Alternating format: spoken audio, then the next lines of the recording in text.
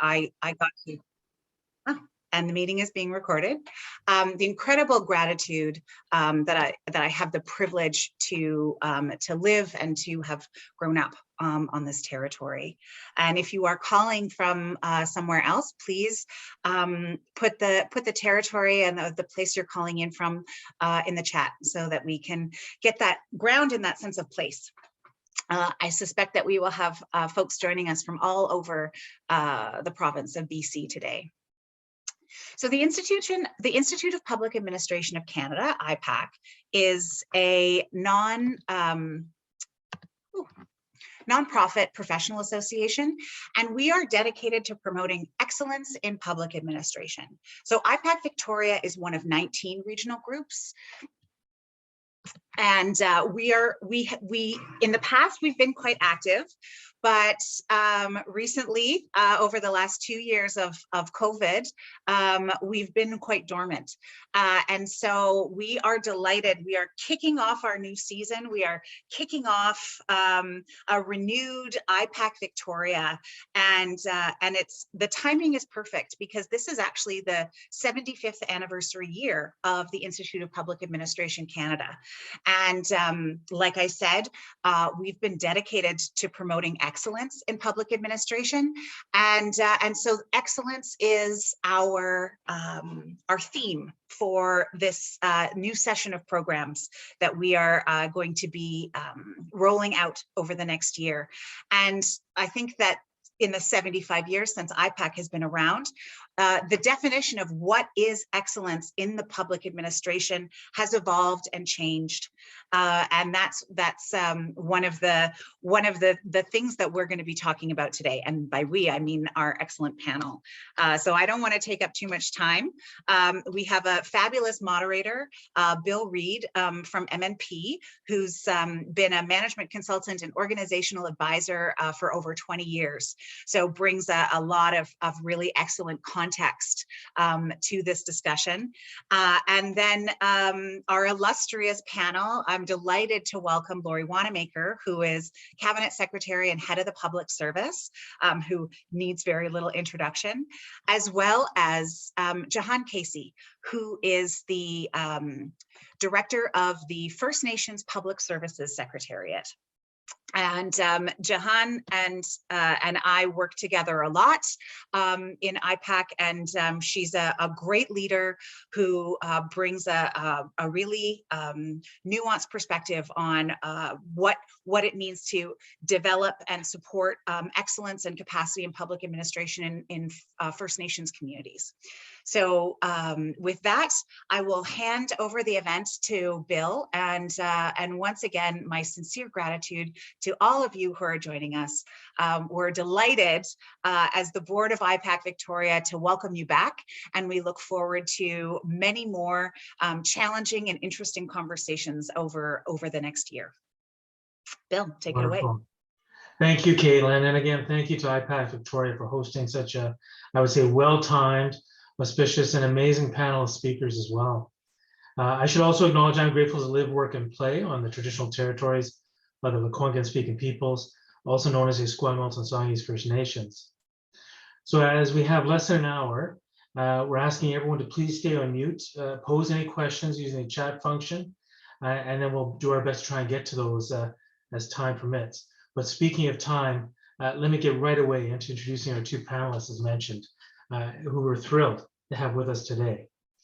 So I'll start with Lori Wanamaker, Cabinet Secretary and the head of the BC Public Service.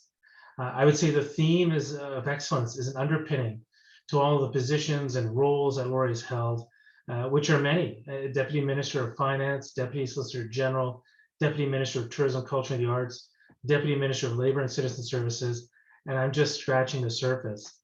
Starting point in the public service was with the Office of the Auditor General in 1990. So I would say, in addition to what I'm sure we could all say about her multiple strengths in leadership, strategy, policy, managing change, and so many other areas, I would add being a champion for results and accountability right from the outset.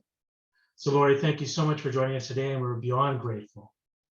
I will also introduce Jehan Casey, Director with the First Nations Public Service Secretariat. We're just excited to have you join with us today, Jehan.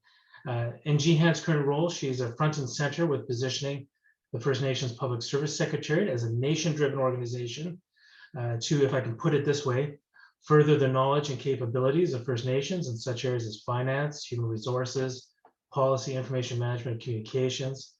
Before this, Jehan worked with the federal government, including Indigenous and Northern Affairs Canada and the BC region. Jehan, we really appreciate you as well being a member of this panel. Thank you so much for joining us today. So I said time is precious. I'm going to stick to that as the principle. Let's get into the topic for today. Our first question to the panel is around what makes up organizational excellence when it comes to the public sector. And no doubt the answer has many facets. I imagine from the experiences and values held by the public servants through to how programs and services are provided, and no doubt beyond that to the organizations themselves, including working environments and culture. But we're here to understand your views, Laurie and Jehan. So Laurie, if I could start with you on how you view organizational excellence in the public sector. Sure. Thanks a lot, Bill. Thanks for inviting me to be here today. I am in the legislature on the traditional territory of the Algonquin-speaking people today. And I am thrilled to be at the first IPAC event post-COVID. I guess I can't say post-COVID quite yet. I keep hoping. So in my mind, to define what organizational excellence means for the public sector, you first have to consider what our primary role is. And our primary role is to serve the citizens of the province. So I would start by looking at organizational excellence in that context.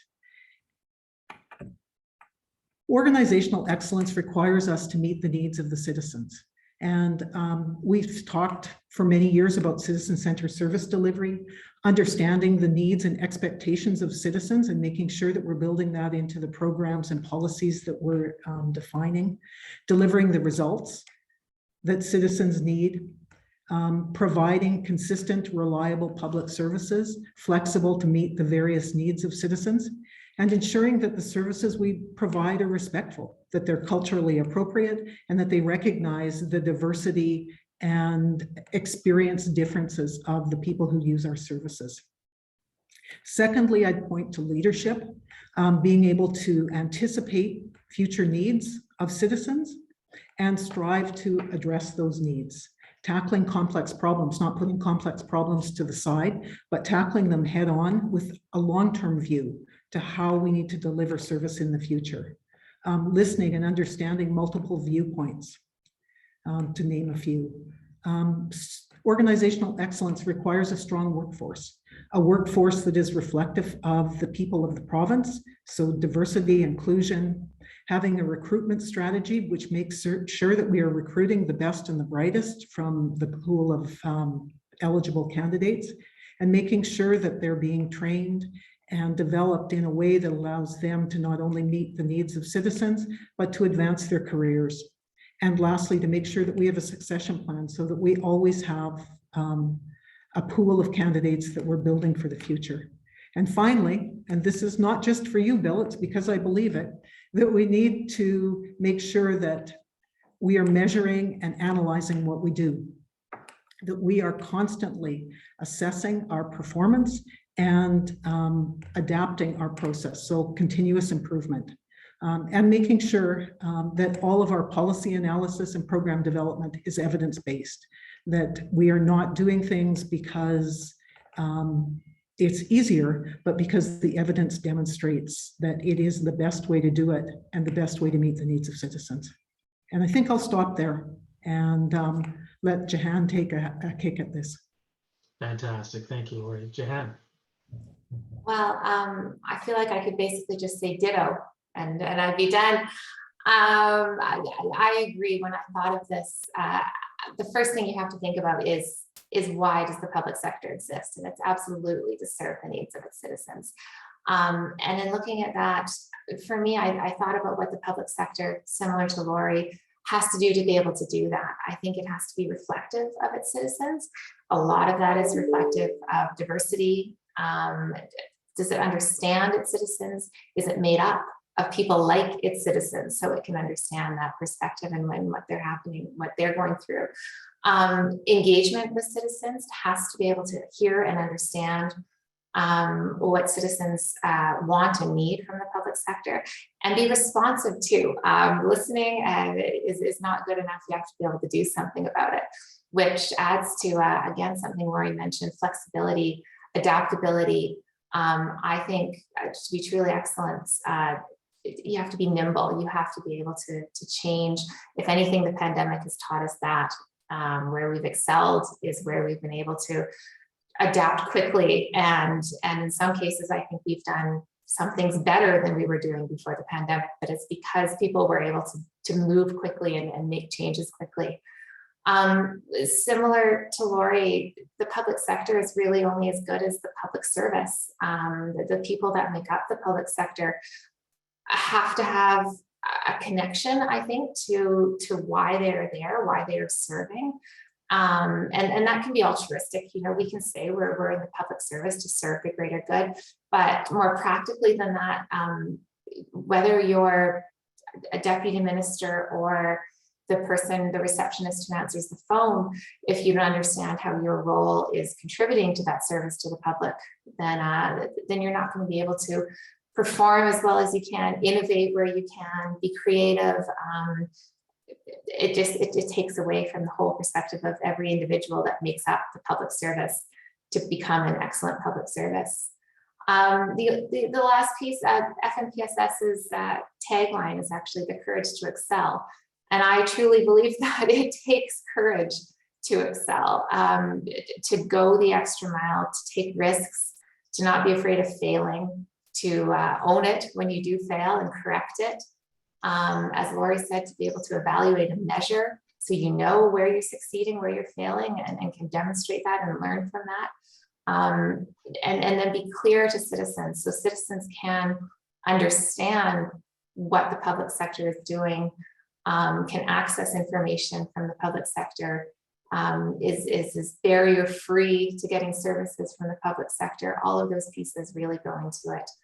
And I think I'll stop there too. I've echoed a lot of what Lori said, but it's really the people that make up a really, truly excellent public sector in my mind. Fantastic, thank you. And it's a great staging for the next question. You know, the reference is made to, it's about people, it's about connections, it's about understanding the needs of citizens. The next question is, you know, how do we basically address that during this current time? We speak to the pandemic, we're faced with emergencies of a scale that continues to escalate. How can we basically further organizational excellence in circumstances as we're seeing today? Lori, if I could turn back to you maybe.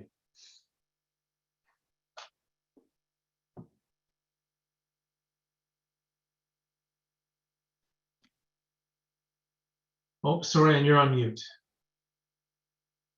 Hi. Somebody had to do it. Usually it's me. So I think your question, Bill, was about the organizational excellence and the pandemic.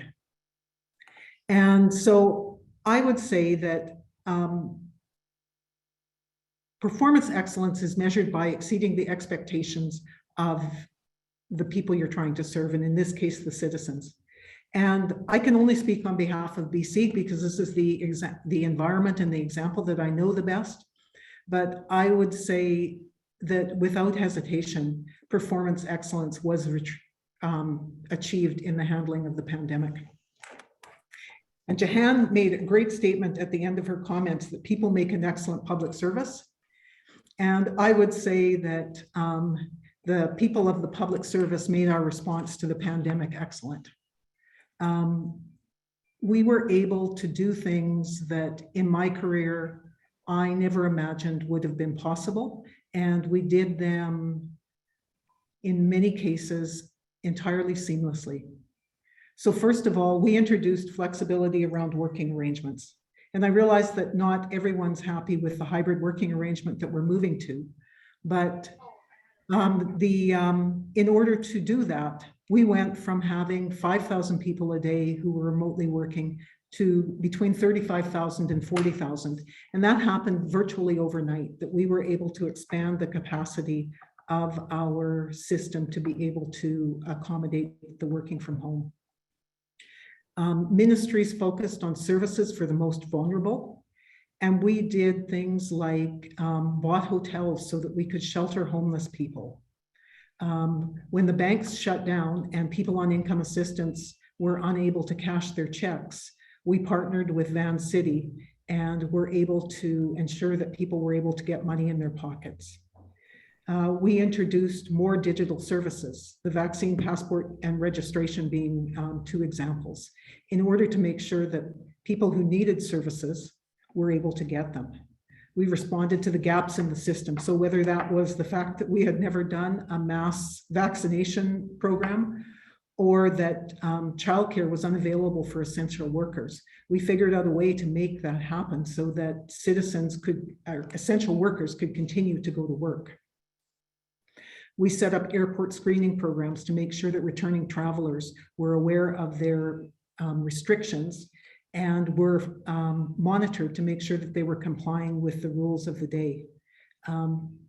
Dr. Bonnie Henry and Minister Dix provided daily briefings, and the communications, not only externally, but internally, were excellent.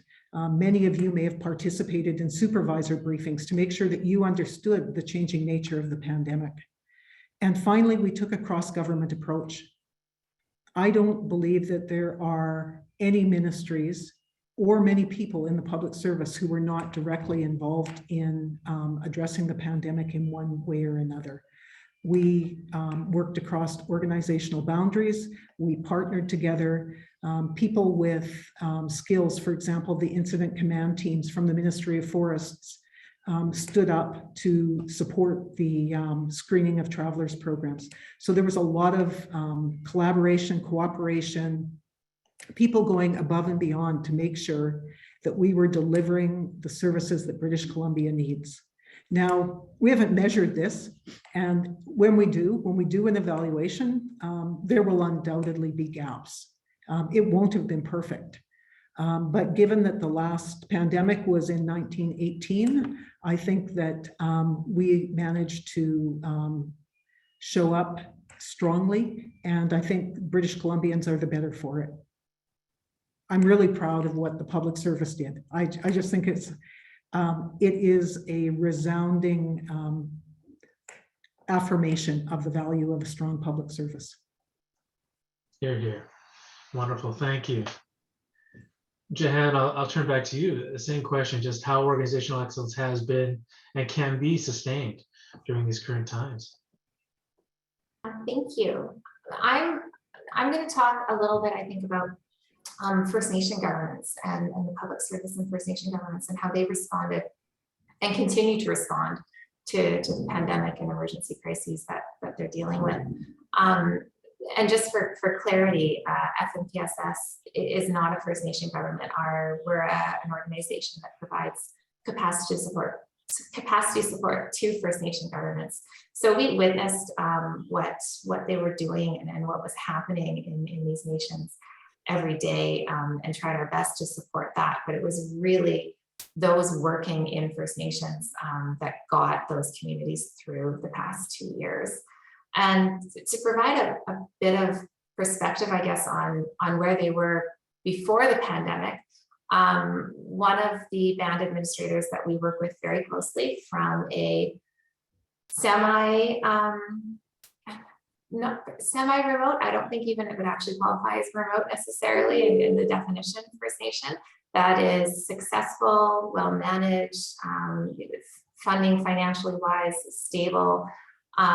She was the band administrator. She was also the housing manager.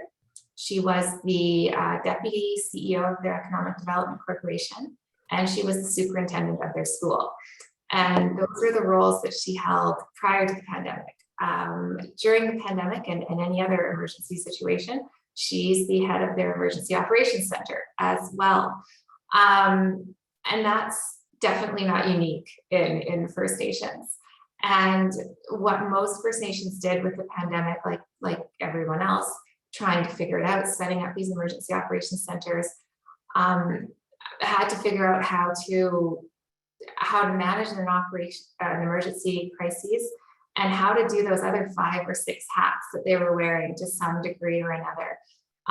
In terms of being able to work from home, a number of First Nations just weren't able to send their staff home. They didn't have the technology, the equipment to be able to have staff work remotely. So it was a matter of having staff not do their jobs, or find a way for them to come into the band office. Some band offices didn't close, but find a way to do that safely. And through all of that, there's also simply just the connection with community. Communities are used to band meetings and door-to-door and interactions and being able to walk into your band office and get service. And I think what we saw from First Nations, the resilience, dealing with food security, dealing with, well, in the midst of it all, like so many other communities, fires and now floods, while still dealing with this. They're on reserve schools, supporting elders. I've witnessed elders that I think had difficulty working a cell phone before the pandemic set up and host a Zoom meeting now. It's phenomenal. And their kids in their schools, to be able to have their elders still be able to connect with their kids in their schools in a safe way through all of this. And the fatigue was visible. I was in a number of meetings where individuals were just in tears, but also the connection to each other. Communities, working in a First Nation is very isolated. You're the only band administrator. That's it. There's not another one. You don't have a cohort of other band administrators to talk to, or a committee of, say, deputy ministers or groups that you can go to. And partially through connections like Zoom, meeting together, there was a huge sharing and reliance, I think, on other communities that was profound. And a number of communities spoke to how they relied on being able to connect and talk to what other communities were doing and hear what other communities were doing, and sharing even just the challenges, even if there weren't successes there. So like Lori, I think within First Nations communities, I mean, there was huge innovation, there was ways of moving forward, there was working together, there was still service delivery, there was still capital projects built in some First Nations even through all of that. But what I really thought was complete excellence was simply just the ability to get through it, to be better than they were in pre-pandemic, to rely on each other and connect with each other and share those practices. And like I said, there was exhaustion, there was tears, but I don't think I ever once through the entire 2 years heard someone complain about, you know, their role or their job or how they were put upon in their community to do this. This was absolutely just something that everyone knew needed to be done and figured out how to do it. And to me, that was the absolute excellence that came out of the pandemic, I think. Thank you. I really appreciate you sharing on that. I'll build on that again, which is so great. Wouldn't mind turning to just as you've been already sharing up to now, any other lessons learned? I think lessons learned in the sense of, you know, overcoming those challenges. Mention was made earlier, taking those risks, being innovative. But also sometimes I think we lose sight of, you know, sustaining the achievements and sustaining the gained strengths that have been realized. So long way of saying lessons learned. Lori, I'll turn to you. Thanks, Bill. So I think managing or working through COVID is going to be rich with lessons. And I think we will be harvesting those learnings for years and years to come. So my response will be definitely incomplete and inadequate for all of the growth that's gone on in the organization. You hit on one that I think is really critical, and that is don't be afraid to take calculated risks. I think public service in general gets accused of being risk adverse and moving too slowly and not grasping opportunities. And if anything, I think the public service demonstrated that when the circumstances are right, we can take risks. We are able to be flexible and adapt to changing circumstances. You know, often shifting an approach between one day's COVID results and the next morning's business to be able to accommodate the changing nature of the pandemic. On the flip side of that, we learned that when you have to take the time, when you have to do the studies and the modeling, that you need to take that time and you can't make a decision at the drop of a hat. And we saw that a lot with Dr. Henry and the pandemic modeling and making sure that she was confident that either infections were declining or increasing before she made decisions. And as probably everyone knows, there was a lot of pressure to act quickly, but the public service did the work that was necessary to make sure that they were confident before moving. If we didn't know before, we know now that purposeful collaboration delivers strong results. And there was collaboration internally among ministries, externally with other partners, making sure that anybody who could help us, whether it was manufacturing companies, when we found that the supply chain was not as robust as we wanted, or working with the First Nations Health Authority to make sure that there were vaccination clinics in First Nations communities. All of those things required close collaboration and cooperation across multiple boundaries, and we were successful. I think we saw leadership at every level of the organization. People, regardless of where they worked, stepped up and took on sometimes dramatically new responsibilities or different responsibilities to make sure that their agency was successful. You look at the people who delivered frontline services, income assistance workers in SDPR, child protection workers in children and families, all of the many people at Service BC, all stepping up to deliver exceptional services. And all of us learned how to work digitally. Jehan talked about people in communities, elders who didn't know how to use a cell phone, all of a sudden hosting Zoom meetings. Well, I think that's probably the same for many people on this call today. It's not the way we did business. You couldn't work with someone unless it was face-to-face. You certainly couldn't engage with stakeholders. I participated in town halls where there was well over 100 people. We would have never done that unless we could have been face-to-face in the same room. And so that will certainly be a major learning coming out of the pandemic. There may be much less travel in our future.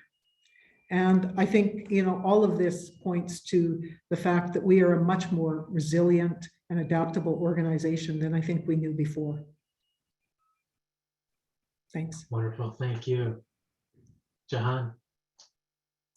Thank you. I'm going to pivot slightly, talking about how an organization that has overcome adversity outside of the pandemic to succeed. Looking at First Nation governments, just period. They were initially set up to deliver government programs and services. That was the first band administrators or band administration, which was often just one person. It was to make sure that check got written, make sure that form got filled out. It was whatever the government program was. And there was a purpose there. There was a purpose to deliver this for citizens, to do that work. But then I want pivoting to just the past spring and summer, of course, virtually. FNPSS engaged with First Nations across the province to talk about their view of public service and supports they needed for public service and their own administration and excellence in public service. And one of the questions we asked was, what is your vision for your administration if it was entirely successful? And without fail, the answers were, it's our community members working in our government for what our government wants, engaging with our citizens through our cultural ways, through our governance systems, to move forward plans by our nation.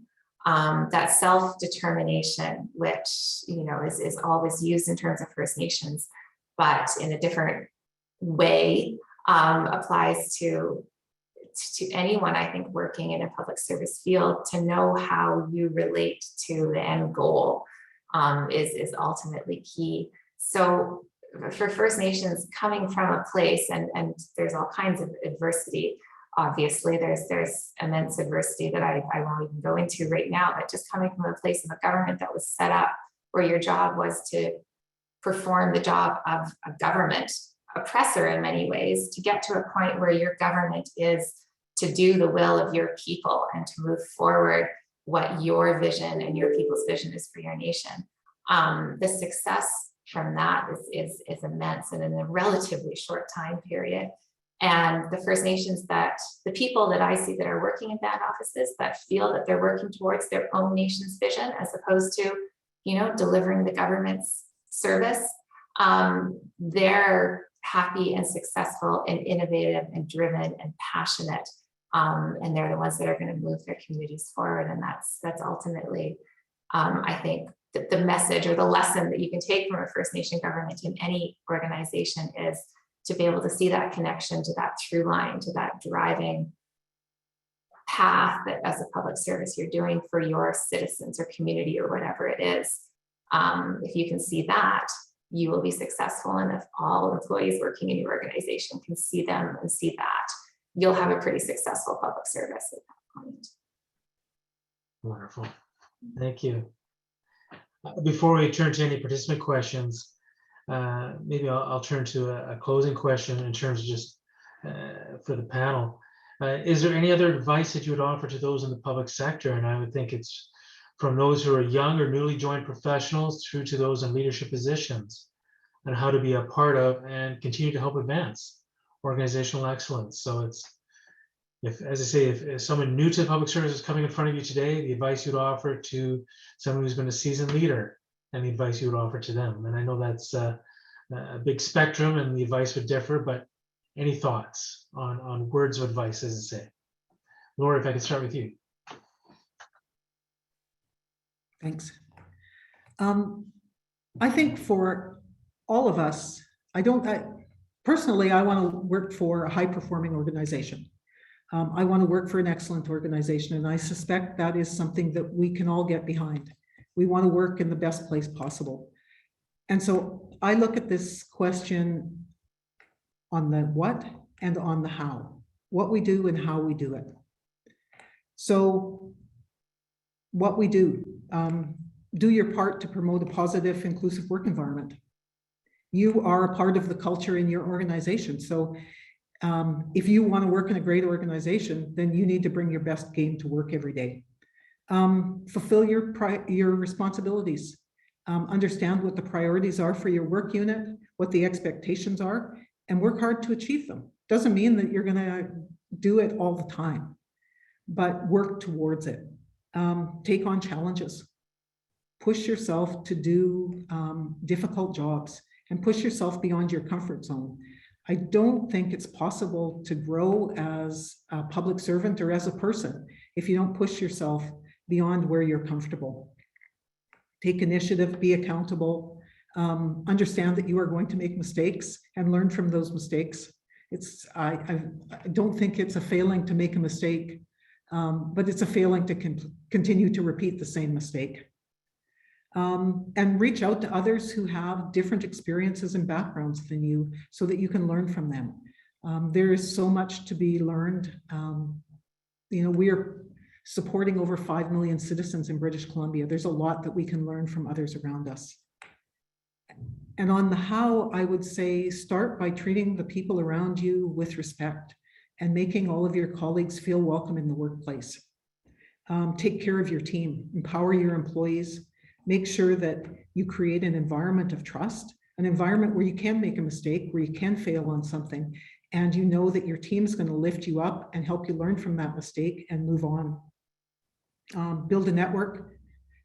You have lots of people that you work with, people that you know in other program areas. Build that network. Your colleagues are going to be with you for your whole career.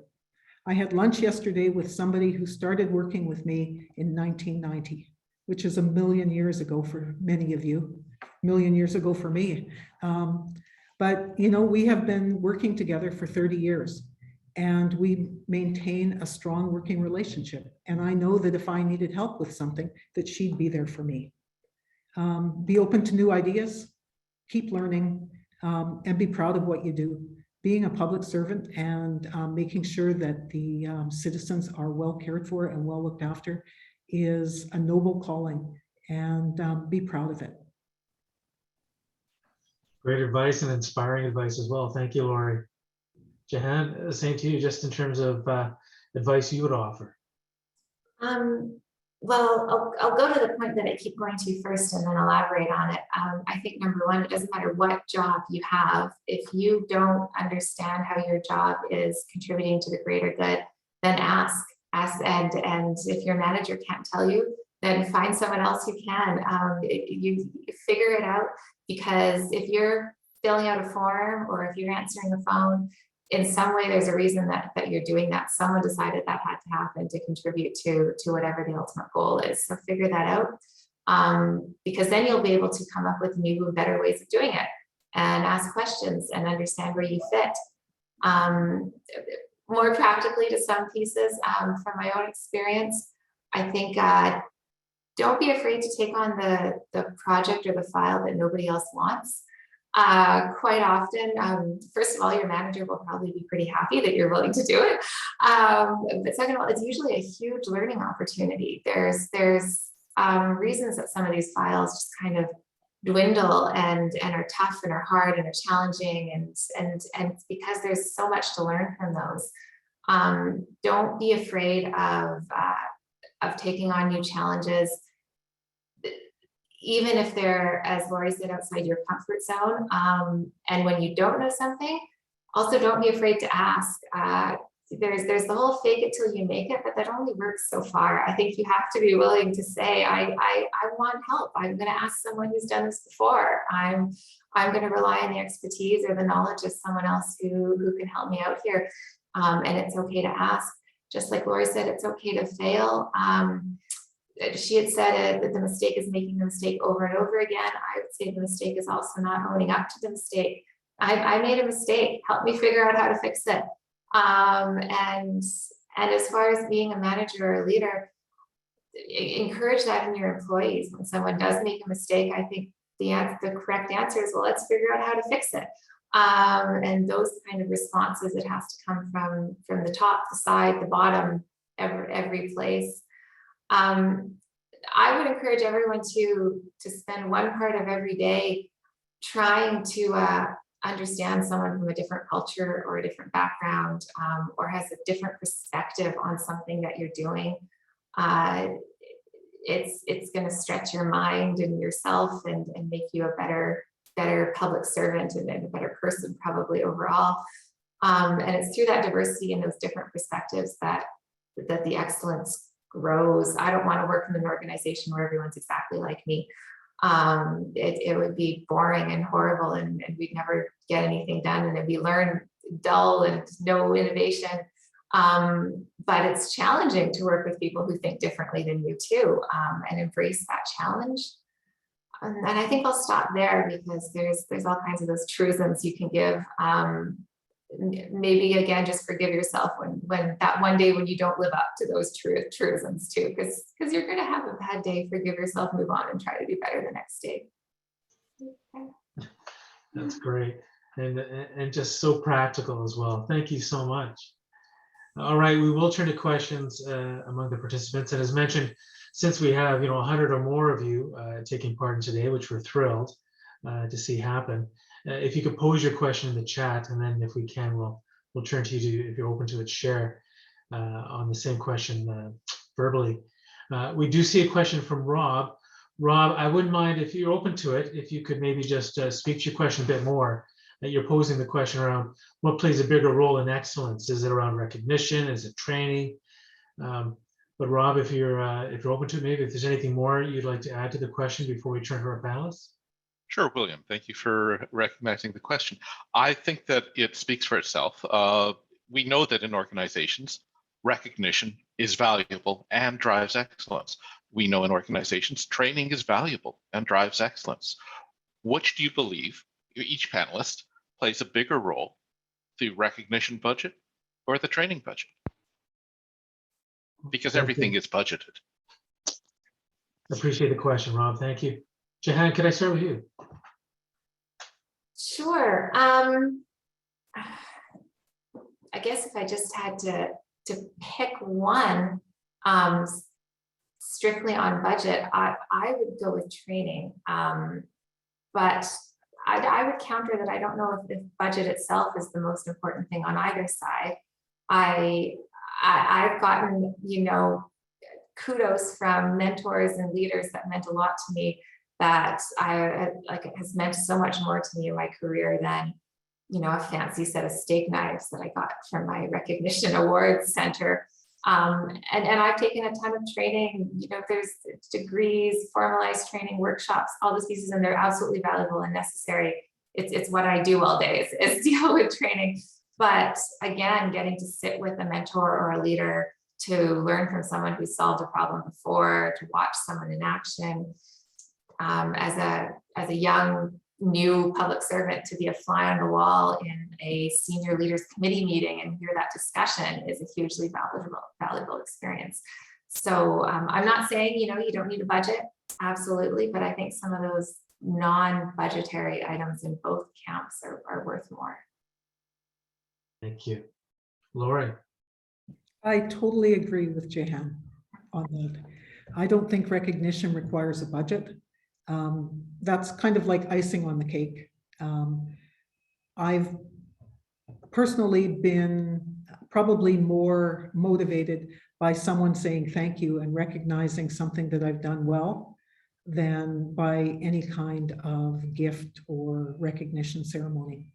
And conversely, I have learned more from the people that I've worked with than I will have ever learned from any training program. And I, like Jehan, have been on many training programs and have my share of degrees and other things, but I learn a lot from the people I work with, from watching what they do and from from hearing what they know. Excellent. I'll turn to the next question, and I hope this is the right pronunciation, Ulysses. What core competencies are mandatory or encouraged by the BC Public Service that tackle excellence in public service? Which I imagine comes back to everything we talked about in terms of innovation, risk, etc. But maybe, Laura, if I could start with you. Core competencies that are mandatory or encouraged by the BC Public Service that tackle excellence in the public service. Well, this is a tough question because this is a question for an HR professional. So I don't know whether I can give you a complete answer that is linked directly with the BC Public Service competencies.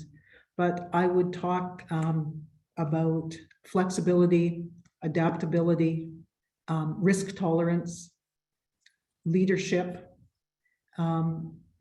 the ability to collaborate and engage with others.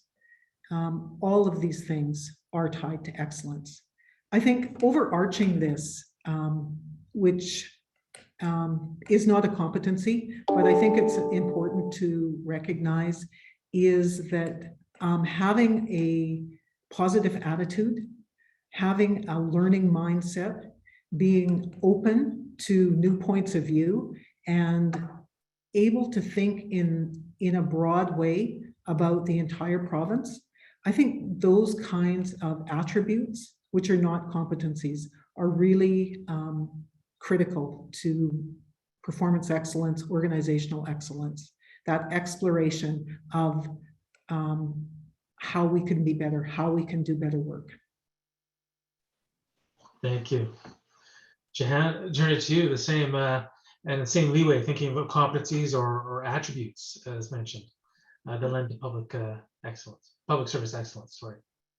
I am going to take some leeway because never having worked for the BC Public Service, I'm not sure I know what core competencies are mandatory for the BC Public Service, but I'm going to assume like so many other groups, being able to bring together teams, build networks of collaboration, persuasiveness, risk planning, risk analysis, planning, and I know I've been on some relationship pieces and some a little bit more analytical pieces. being able to develop the plan and then put it into action. I think those are two very important pieces. And I will totally admit that I'll fall on the side of planning and until I've planned and planned and planned and the time for action is long past and have to remember to take that other step.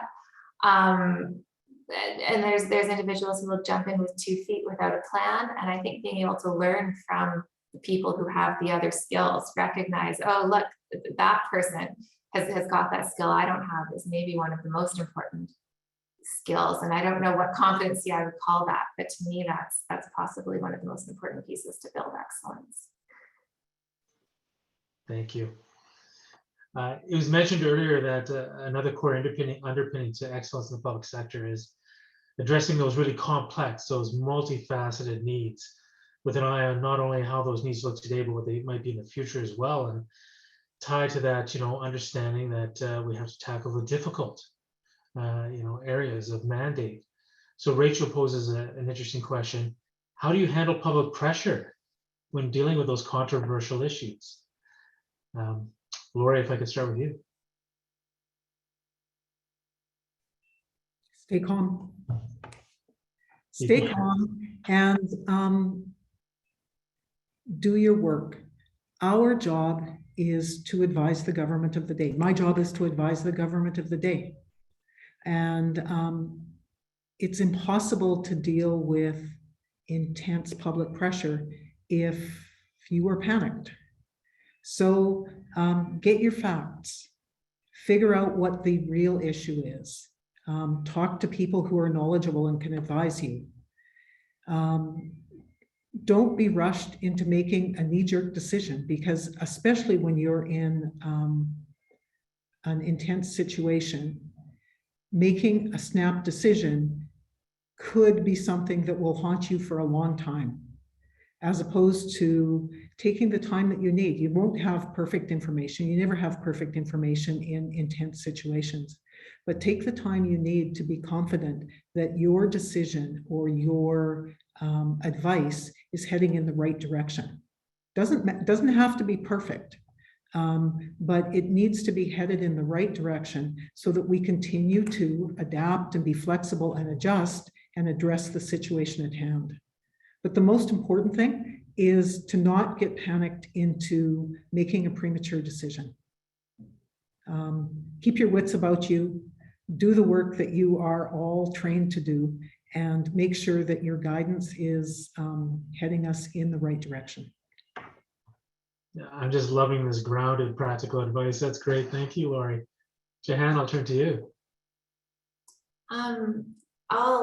I'll quote something Lori said right at the beginning of our session was that we have to have the data and be able to understand the data and use that in decision making.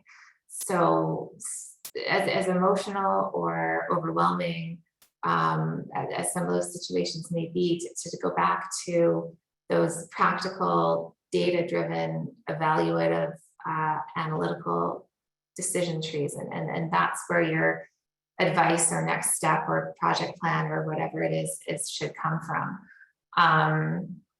I'm also gonna, none of this is my original thought. I'm gonna quote someone else that was in a session with me recently speaking about the role of being the chief or the band administrator. And he said that you have to get really good at taking arrows, which I loved, because absolutely they have to bounce off you. And you're probably gonna get a lot of them in those leadership roles.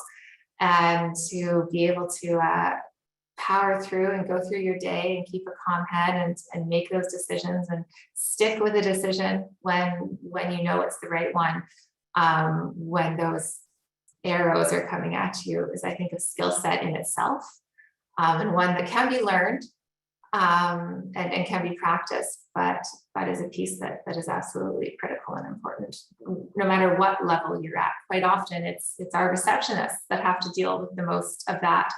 And so it's not really just our leaders as well, it's leadership in all roles that has to be able to handle that. Nicely said. Jehan, I'm going to pick up on some of the points you've raised just now about having those data-driven insights, And forgive my own inherent bias, picking up as well in reference to evaluation. We have a question from Kimberly, just to kind of summarize it, suggestions that are being made that performance measurement is dead in the public sector. And if this is the case, how does one measure success and organizational excellence? And if it's not the case, how do we overcome that perception that performance measurement is not alive and used in the public sector? So, Jehan, recognizing you're saying, you know, you've got a certain role, but I wouldn't mind your thoughts on what you see in the sense of, you know, is performance measurement dead or not? And what does that mean for organizational excellence? I really hope it's not dead, because I think it's so critical and key and important. One of the pieces that I think we do with performance measurement is we try to measure much too quickly or much too soon. Something happens and the next minute we want to know what the impact or the effect has been, whereas it just takes more time than that. So I think that as a society, we get everything instantaneously, and the same with performance measurement. I do hope that we can have some patience to understand the impacts of decision making and activities in the public sector.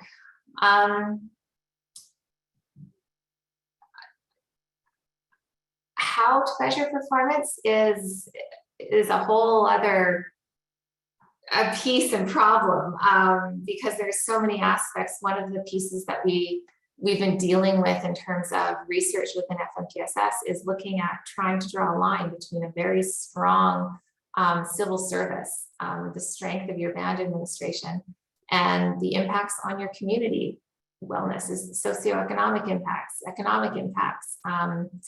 How does that strength of administration and public service actually relay into practical positive impacts for the citizens that can be measured in a community? And that's not an easy line to make. It's also not a line that's going to happen quickly, like I said before.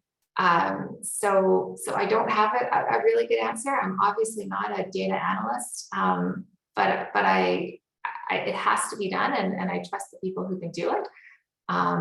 And I hope sincerely that it's not dead, and that we will continue to use it to measure and make decisions on how our public service changes tack and defines itself and moves forward.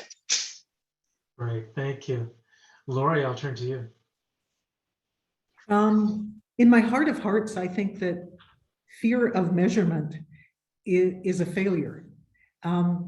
We have an obligation to be able to evaluate what we do. Not everything lends itself to an evaluation, but to evaluate what we do to make sure that we are doing it in the best way possible. And so Service BC evaluates, using BC Stats, its performance every 2 years to make sure that the services it provides are meeting the needs of citizens. Now, they could choose not to do that, but how would they know if what they're doing actually addresses the needs and expectations of citizens? When we implement a new program, whether it's in children and family developments or the Ministry of Forests, if we don't know what we're trying to accomplish, how will we know if we've done it? How will we know if the money's being well spent, if the time that our staff are investing is well spent? So I think certainly externally, the programs we deliver, it's critical that we pick the places where measurement is important and we measure them. And internally, we have the work environment survey so that we know whether the work environment is meeting the needs of employees. And that survey will come out early in the new year. We survey every 2 years.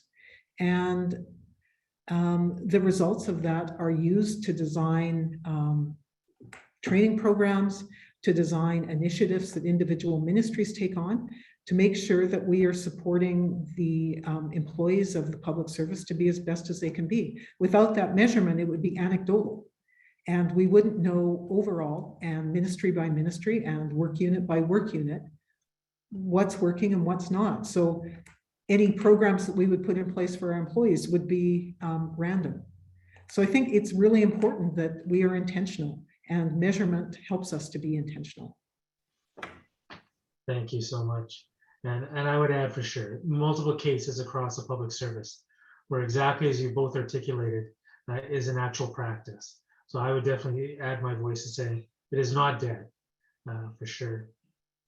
Well, with apologies, James, you posed a great question, but I should move us to closing at this point, just with my eye being on the clock. So I'm thrilled by the insightful, and as I noted earlier, I thought very practical exploration of this theme of excellence in the public sector. And I really want to thank you, Lori and Jehan, for being such engaged panelists, sharing on your experiences, your views, and your wisdom. And, you know, we should also acknowledge, as mentioned earlier, just the excellence that has been, and no doubt will continue to be seen in the public service of today, especially evident, as mentioned, during these times. And I would add to that in addition as well, IPAC Victoria, you know, you're back, you're modeling excellence as an organization, and with such an important public service mandate. And we're very grateful for that as well. So Caitlin, if I could maybe just turn it to you for any final thanks and just to share an IPAC Victoria. And again, thank you to Lori, thank you, Jehan, for being such a part of today, and to you as participants. It could not be a session without you, and we're very grateful for you being part of this. Thanks, Caitlin. Bill. Nothing else to say except many thanks to everyone who came, and to Jehan and Lori and Bill for this fabulous conversation. You know, Lori in particular, you're a big name draw, and we at IPAC Victoria and IPAC National, I believe David Fulford, the CEO of IPAC National, is on the phone, and we're so glad that for your support, and I just really appreciate the insightful and really honest conversation. And here's hoping we have many more over the next few years. So thank you, everyone, and I'm really excited about the future of IPAC Victoria. Wonderful. Thank you all. Yeah.